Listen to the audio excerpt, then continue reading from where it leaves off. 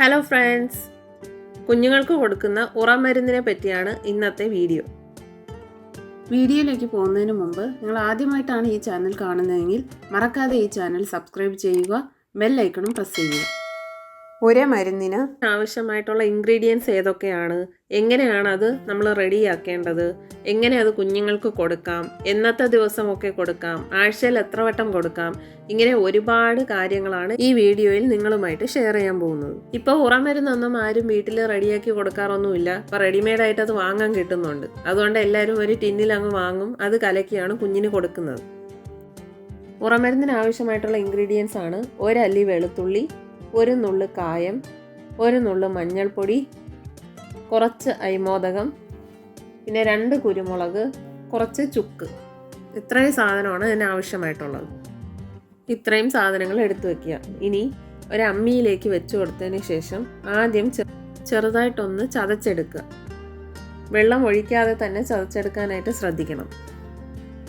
ചതച്ചെടുത്തതിന് ശേഷം 2-3 തുള്ളി വെള്ളം അതിലേക്ക് ഒഴിച്ചു കൊടുത്ത് നന്നായിട്ട് പേസ്റ്റ് പോലെ അരച്ചെടുക്കണം.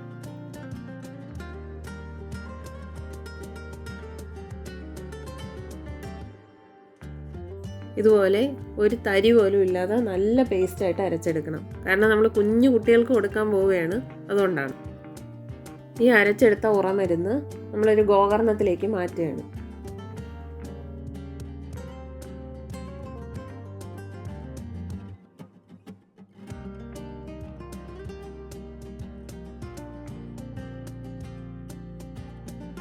ഇതുപോലെ അരച്ചെടുക്കുക.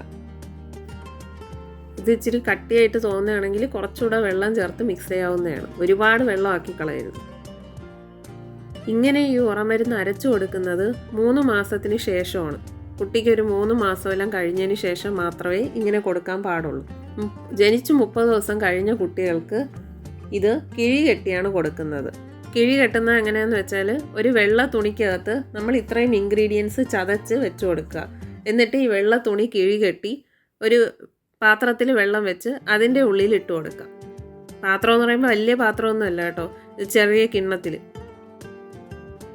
ഈ കിഴി കെട്ടി വെക്കുന്നത് കുഞ്ഞിനെ കുളിപ്പിക്കാൻ പോകുന്നതിന് മുമ്പ് ചെയ്യുകയാണെങ്കിൽ അതിൻ്റെ എസൻസ് മുഴുവനും ആ വെള്ളത്തിൽ ഇറങ്ങി കിട്ടും. എന്നിട്ട് കുളിപ്പിച്ചിട്ട് വന്നതിന് ശേഷം കൊടുക്കുകയാണെങ്കിൽ കറക്റ്റായിരിക്കും.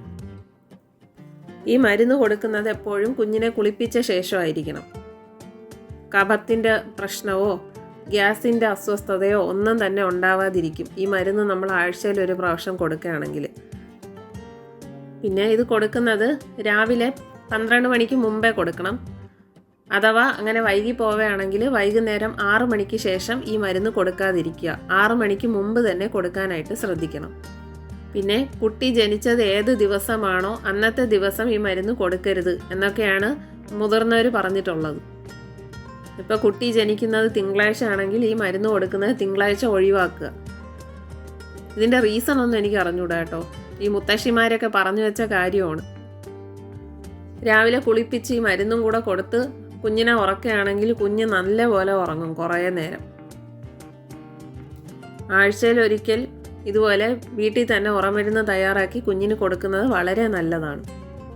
ഈ ഉറമരുന്ന് 5 വയസ്സ് വരെ കൊടുത്താലും ഒരു പ്രശ്നവുമില്ല. കുട്ടികൾക്ക് നല്ലത് തന്നെയാണ്. നല്ല രീതിക്ക് ഡൈജഷനും ഗ്യാസിൻ്റെ പ്രോബ്ലം ഒന്നും ഇല്ലാതെ കുട്ടികൾ നല്ല ആരോഗ്യമായിട്ടിരിക്കും. ഒരു പ്രശ്നവുമില്ല. ഇന്നത്തെ വീഡിയോ വളരെ പ്രയോജനമുള്ളതായിരിക്കുമെന്ന് കരുതുന്നു. നിങ്ങൾക്ക് എല്ലാവർക്കും ഈ വീഡിയോ ഇഷ്ടമായെന്ന് കരുതുന്നു.